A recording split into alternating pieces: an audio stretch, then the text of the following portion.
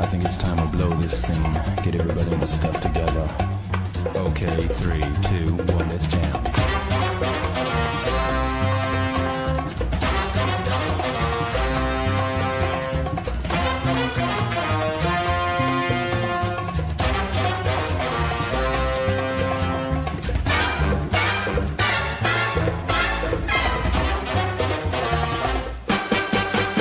Hey YouTube, what's going on? It's Eddie Barrett, also known as F-Ball Critic 3 here, and I'm here to talk. I know I've been gone from YouTube for a while, but I just had to start coming back, making some videos yet again. Sorry I don't have any highlights from last night's San Diego Chargers versus Denver Broncos game, but I got some highlights from last year's Chargers. So for all you San Diego fans out there, here you go. Here's something for you to watch. And basically today I wanted to talk about what this means for the AFC playoffs picture, specifically for my favorite team, the New England Patriots, but also what it means for the Chargers, the Broncos, and other teams within the AFC. Alright, so first of all, I want to talk about what this means in the scope of the playoffs. Well, Denver had the easy way to the number one seed. They just had to win out, and it looked for all intents and purposes that they were going to win out. But here we are after another Denver Broncos loss, and what seemed like a sure thing in the AFC.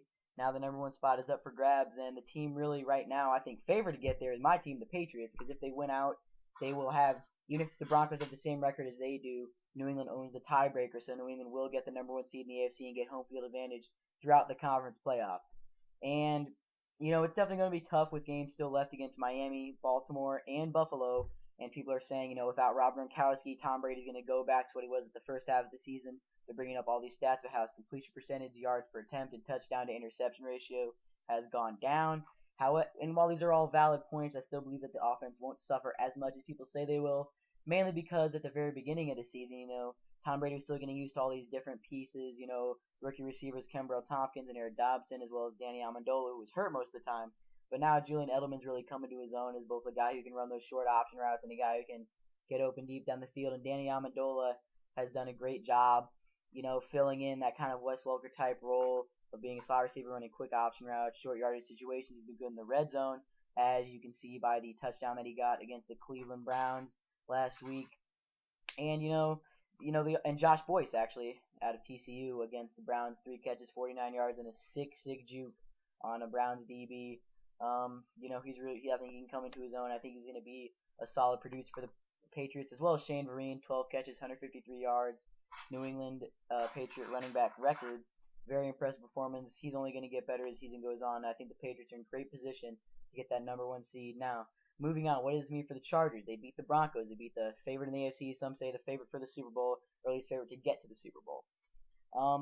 Basically, they're now 7-7, and this is a must-win game for them. They needed to win this game to even remain in the conversation to get into the playoffs. And with this win, they have thrust themselves firmly in the conversation because not only did they beat the Broncos, you know, they did it in a way where they just flat out outplayed them. You know, there weren't any crazy plays here or there. They just flat out outplayed them, and they were just a better team that night. And even though they beat the Broncos, they're only 7-7, and they do not have the tiebreakers over Miami and Baltimore, who are their prime competitors right now for the 2 wildcard spots, because Miami beat them head-to-head, and Baltimore has more wins in the conference overall. So if San Diego finishes with the same record as either two of those teams, they will not get the tiebreakers. So they got to win out, and they got to hope that Miami and Baltimore don't do well down the stretch, which I hope they don't personally, because they're both playing the Patriots. So, I hope they don't do that well down the stretch, but San Diego's put themselves in a pretty good situation to make the playoffs, although you look at that loss against Houston, one of Houston's only 2 wins this year, you know, that really hurts them now. You know, they'd be easily in the playoffs right now if it weren't for that. But now moving on to what this means for the Broncos, their 3rd loss of the year, and, you know, people are kind of on this continuous cycle of whether they think the Broncos are invincible, then the Broncos lose, and they're overly critical of the Broncos as a team. Then the Broncos win a few more games, and they're all on the hype train again. Then they lose again, and they're overly critical. And really, I've been saying all year, even when the Broncos are undefeated, that this does not look like a team that's as dominant as everybody say it is. There are all holes within the system. I'm not talking about Peyton Manning's arm strength. He might not have the greatest arm, but he's fine. He's still accurate. He still throws passes pretty much better than, you know, anybody in the NFL, except maybe like Aaron Rodgers, Drew Brees, Tom Brady. It's up for grabs on those. But he throws some great passes. And I'm not really sure what it is about the Broncos that I don't necessarily like.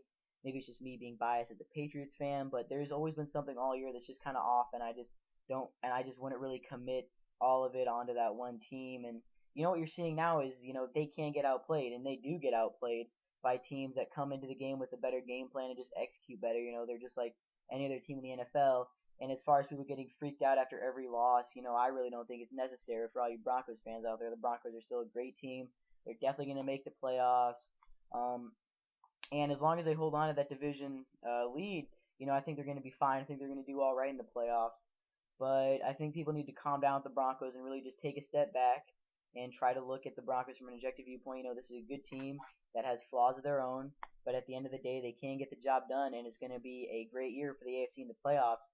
And I really do think that the winner of the AFC Championship is going to come away with the Super Bowl, much like last year. I hope it's the Patriots, but whoever it is, it's going to be a good year for the AFC playoffs, right? So, Eddie Barrett signing off. Bye.